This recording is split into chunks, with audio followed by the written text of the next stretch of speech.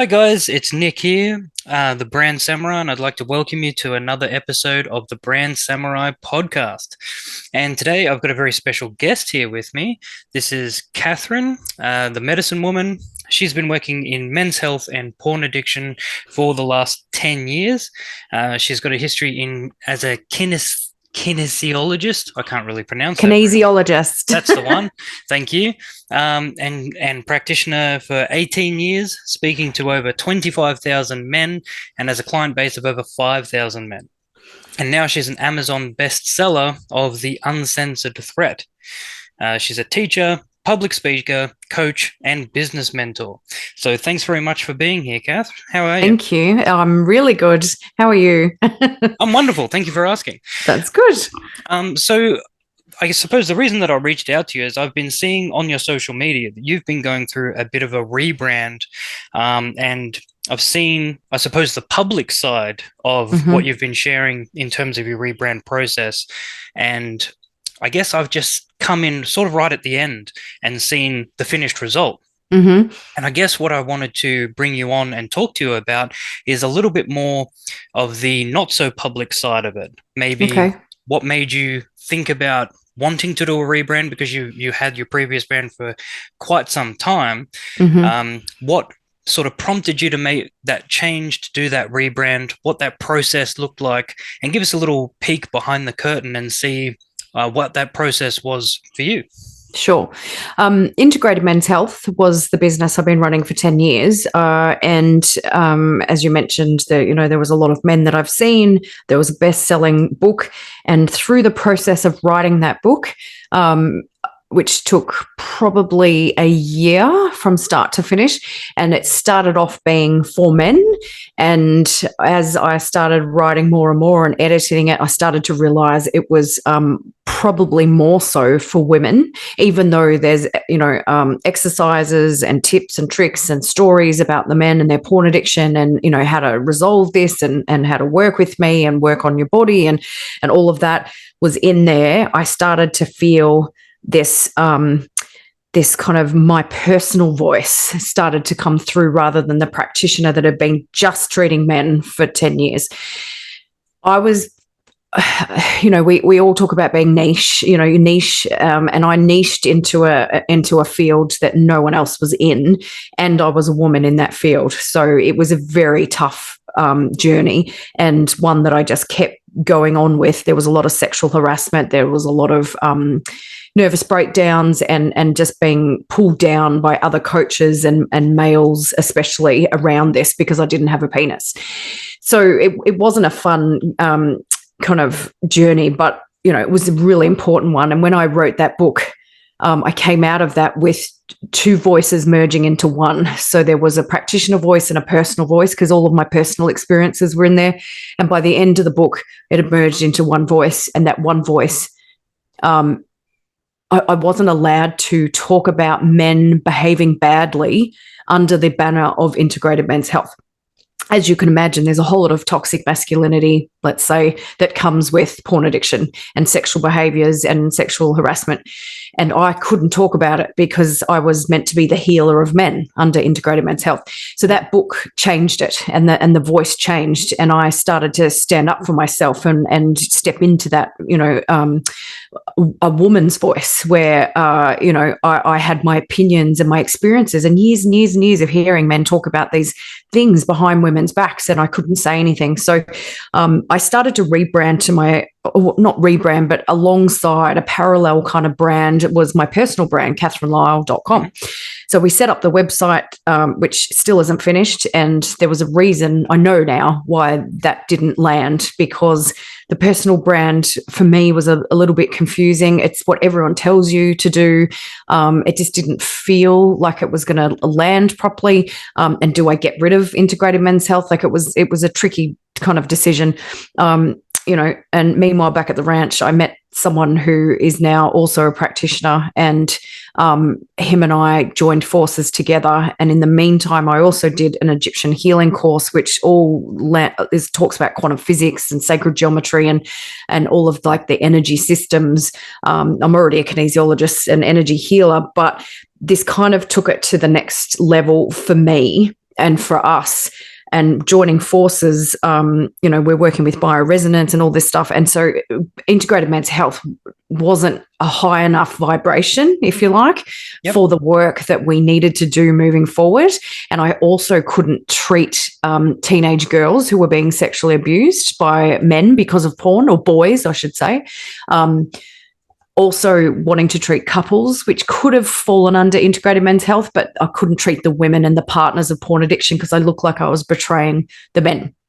So we had to come up with a new brand, but it was going to run alongside. It still is. Integrated men's health is still sitting there, just kind of wondering what to do with it, because it's, a lot of hard work and blood, sweat and tears and branding. And I'm well known around the world, and one of the only people in the world doing this work in terms of, I'm not just a coach, I'm a practitioner. So I'm working with the body and the mind and supplements and things like that. So yeah, now we've come out with quantum medicine, and it has landed, and it kind of encapsulates the work that we're doing, which is the high energy, high vibration, really high quantum physics, technical kind of stuff. And so that's why we had to rebrand, because you cannot heal the men in that pigeonhole. You have to bring the women in to help the men heal, with the couples, the teenage girls, the teenage boys, the kids that are being exposed to this stuff early. So yes, it's still about porn addiction, sexual health, mental health. All of my research about the brain and everything still falls into that, but we needed something that had a higher kind of feel to it and a higher dimension. Yeah, that's really interesting. There were a few points through that, which sparked a few questions for me. But it sounds like the overall process, this is something that I've spoken about at some length, is it seems to me, based on what you've just shared, that it's kind of a natural organic evolution that comes through the act of service. So in terms of writing the book, you're trying to serve more people, and in doing so, I like to use the word evolve. You've broken out of a shell which maybe you didn't even realize that was there, but might have been holding you back from something which is more aligned with, and this is something that you touched on as well, more you as the individual, your personal experiences, the culmination of everything that you've gone through and led you to who you are, not just you as the practitioner, your professional face. That's right. So the Catherine Lyle brand, that was the whole point of that, was this is the essence of who I am, and I can step out and say whatever I like under that brand and not be condemned for it. But like I said, we started the website, got a branding guy in, he did all the social media images, the logo, set up the website. I just had to fill in the copy, and that was 18 months ago, nearly 2 years, and I'm still it's just been sitting there in the back of my mind, sitting as a burden of like, what am I doing with this website? But in hindsight, we've now switched it over to the domain of quantum medicine. The photos can stay the same. The copy is easy to write. Like and that's how you know when something feels forced, especially website. It has been a journey of me healing the trauma that business has actually caused me, but also my relationship with men, way before I was doing this. So it's all part of that healing journey for me. And as you heal the wounds and heal the reason why you're doing things and heal the passion, and it's not that it died off, it's just that it was done. And you could just feel that it was done. And I had coaches and mentors saying to me, why are you still doing this? You're better than this. Your vibration is higher. And every time I keep, every time I teach kinesiology and every time I help women and couples and teens, I light up. But every time I have to, go back into that world of porn addiction and especially on LinkedIn, there's a lot of people that love to have a go at me there. But as soon as I was being pulled into that brand, not the men, because I still treat the men, but the brand, I would get sick. And so it was really obvious that this had to be a rebrand, and that it had to happen quickly. So yeah, it is the essence of who you are. And I don't think they teach you that in business school. Even with our new logo, we were criticized and people said you have to have a flat logo and, it has to be simple and whatever. It's like, yeah, but we're multidimensional beings. And this is the part that we're trying to, create within the business, why wouldn't our logo represent who we are and what we're trying to do, rather than just a Fiverr job that, there's a couple of circles and a square that has our business name. So exactly. And I think that's really important as well, in terms of if you zoom out and have a look at it, maybe the bigger or the wider coaching landscape, a lot of people still out there are so attached to what has been the norm for so long, and they fight to defend that, where and it comes down to authenticity, I think, where if you feel aligned with what you're doing, like you said, it lights you up. It lights you up. And if you're excited about it, if you're passionate about it, and if you want to share that with other people, and it doesn't conform to what other people might say is the norm, who are they to say that you have to do it this way or that way? Because it's your business. It's you as a person, and they're your clients who are resonating with your message. So I think, it's been really, really inspiring to see. As I said, I've only seen like the tail end of it, but from what I've seen, it's been really, really inspiring to see that transformation. I suppose if there's people out there who may be thinking along a similar line, or maybe they're feeling, maybe they've put a lot of time and effort into their business, into their brand, and maybe they've outgrown it. Maybe the brand hasn't evolved with them as a person. You mentioned that you felt that it was time. You knew that one was done.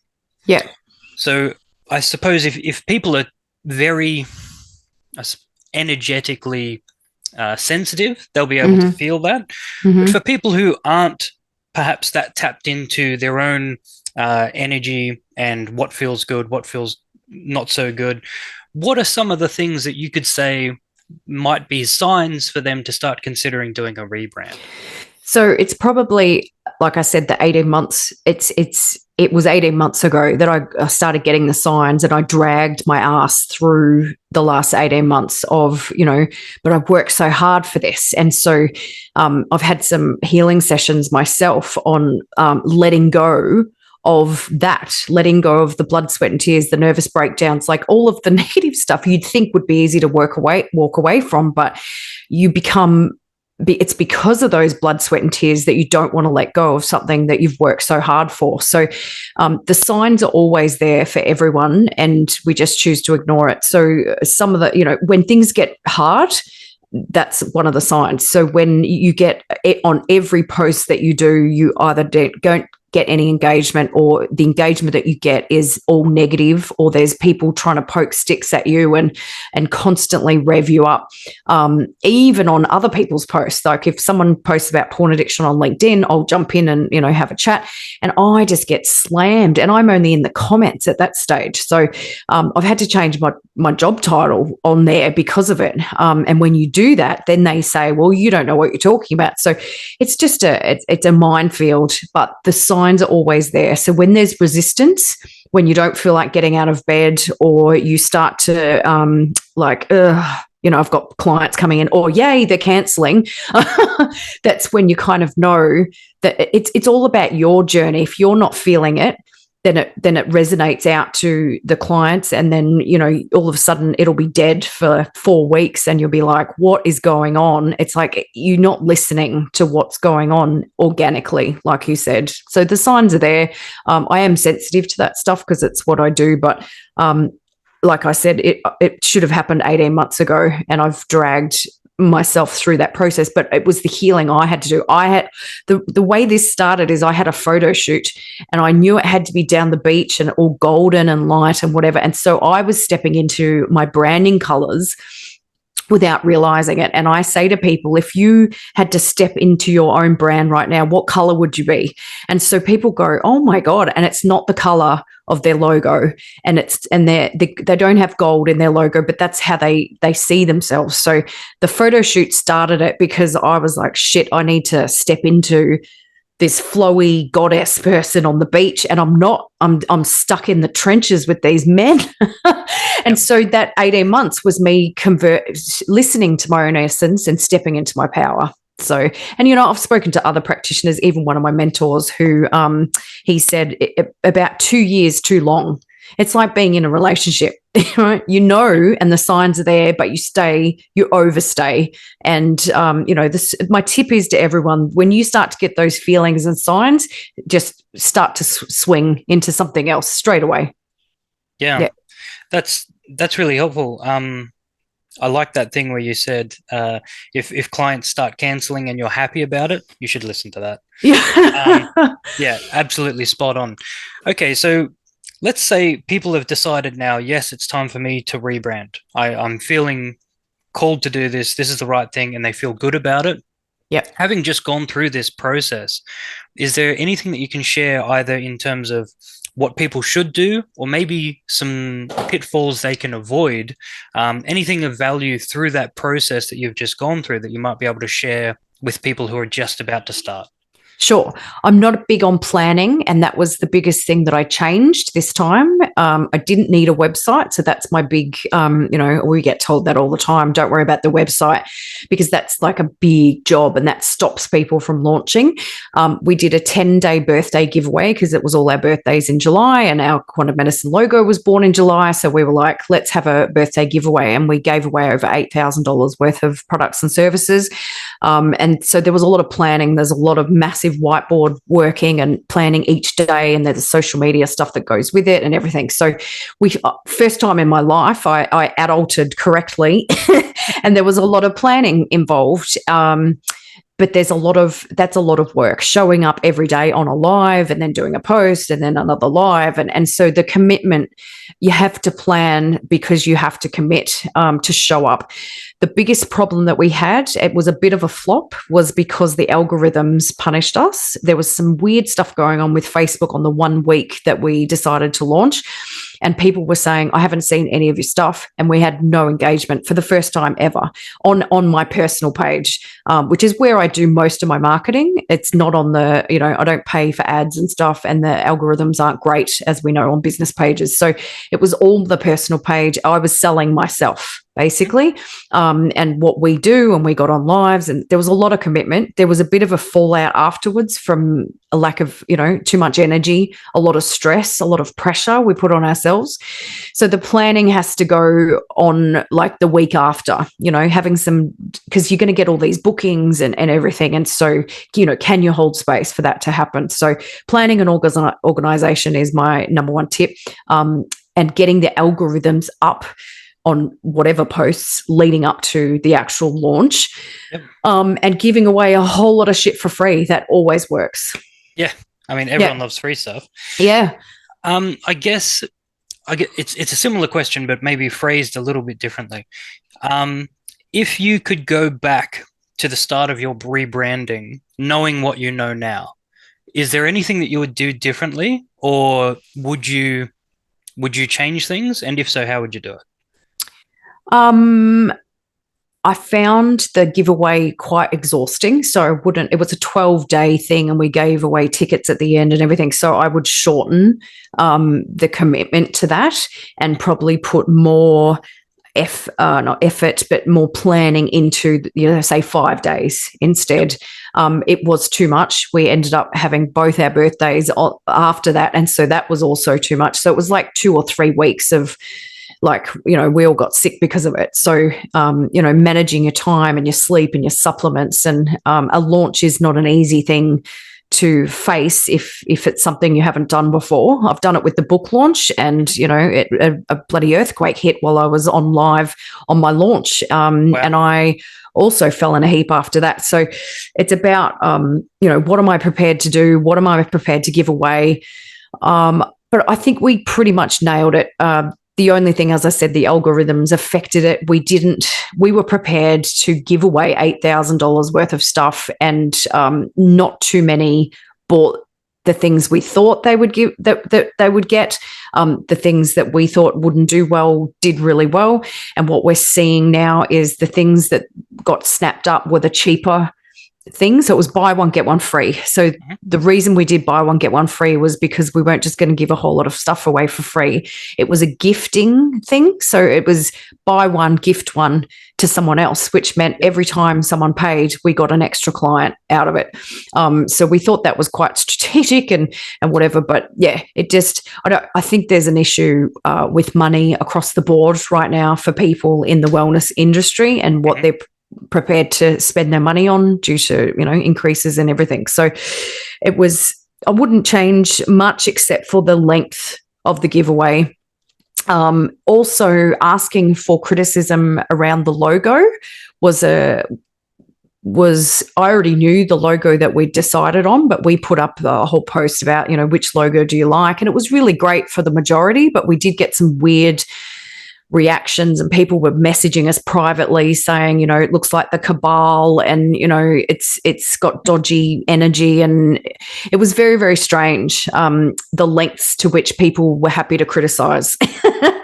So, that's true of everything on the internet, isn't it? Yeah, but we're glad that that was part of the marketing, is that, you share your journey, you share the logo, look at what I'm designing, and we'd moved on to other logo designs and people were criticizing the old ones. So people love to tell you what they think and feel, and you've got to have some thick skin around that. So, it's been a journey, but we made it out the other side. And now we went to our first BNI meeting this morning, and now we've got rocket fuel up our bums.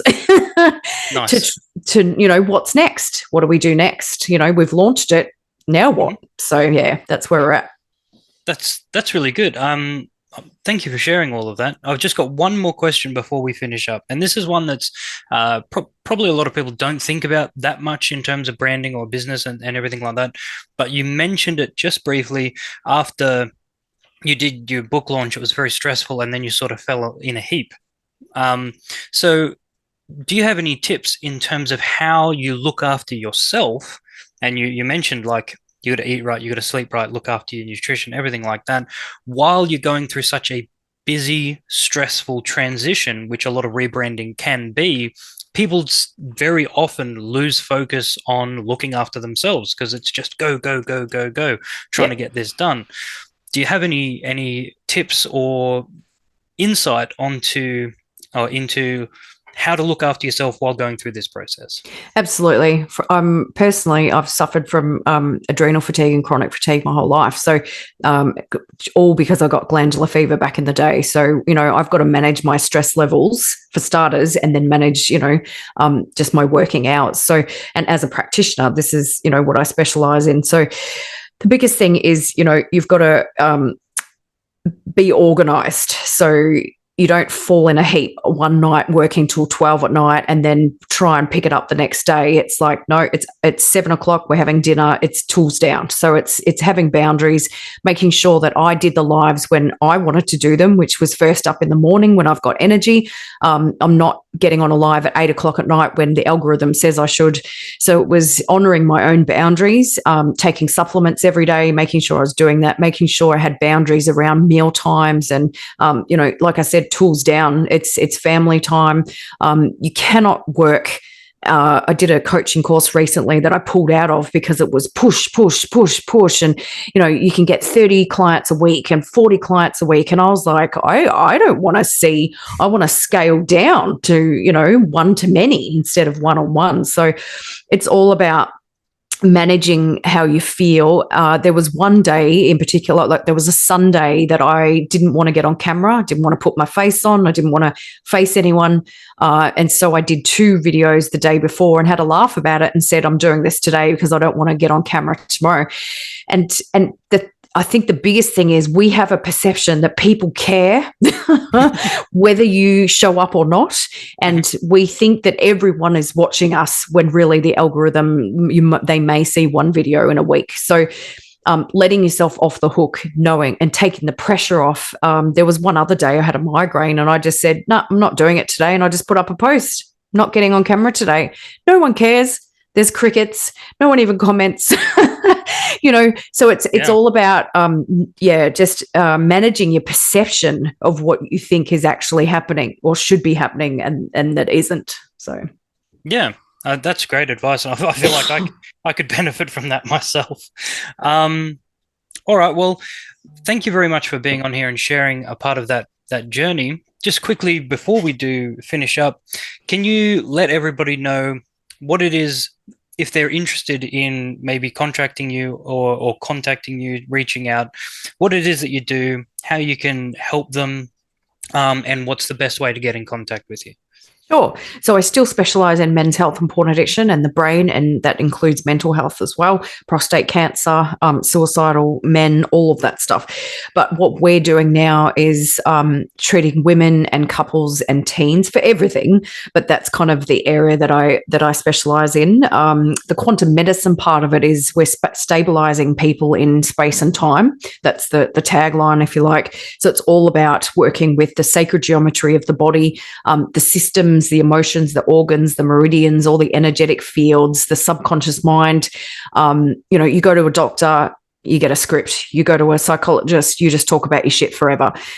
This is true healing at a core level, where we're removing emotions from the body which cause disease, and helping you with tools and tricks on how to do that. I also teach kinesiology, and I help light workers and practitioners in business and social media and marketing, because there's a massive gap in the market there. So there's a few things we do, but in terms of a client, it's just if they've got pain, mental health issues, stuck in their business, anything basically, we can help treat them. But it's the tools that we use. So it's bioresonance, essential oils, essences, everything that has a frequency is what we use. We've got a vibroacoustic bed that we've just built. So you lay on a bed. There's bass shakers in the base of the bed that vibrate the bed, and you listen to frequencies with an eye mask on, and you're cocooned in this blanket. So it's all about healing the body, healing the nervous system, helping you sleep better. So yeah, it's the amount of tools, sound healing. We have a lot of things now that we can help people with to heal their emotions and get them out of the shit that they're in, basically. I love that. And it sounds like you mentioned, if you go to a doctor, you get a script. If you talk to a psychologist or psychiatrist, they run you through some stuff. Would I be wrong in saying if you've tried lots of things and it hasn't worked, they should contact you? Yeah, and that's usually how people swing over to alternative medicine is nothing else is working, or they're medicating to the eyeballs every single day, but they're not they're stuck in trauma, especially. And so it's where the place where people go, I just don't know what's wrong with me. And I go, oh, that's okay. We'll do this. And they're like, oh my gosh, like I should have come and seen you years ago. We should be the first port of call, just like any other alternative health practitioner. There's a time and place for medicines and psychology. And, it's always good to talk about your problems, but talk therapy is not enough. And with kinesiology, we are getting to the root cause, what's in the body, how old were you, why did it start? And especially in the porn addiction space, there's a lot of stuff that we can do to heal the brain, and get guys off porn so that they can reconnect to their partners and have beautiful, amazing sexual relationships. So that's really, really powerful. Yes. And how would people best get in contact with you?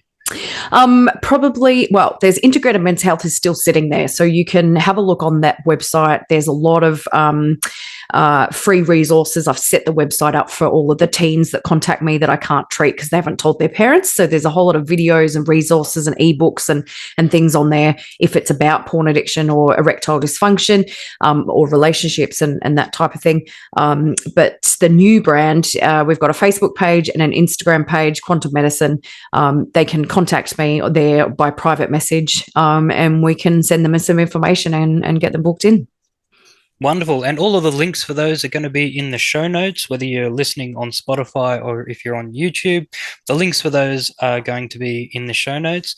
That's about all we have time for today. Thank you so much for coming on. This has been really, really interesting. And I think I know myself, I've gotten a lot out of it. And I know a lot of our listeners are going to get a lot out of that as well. Thank you so much for coming on. No, thanks for having me. All right. See ya. Bye.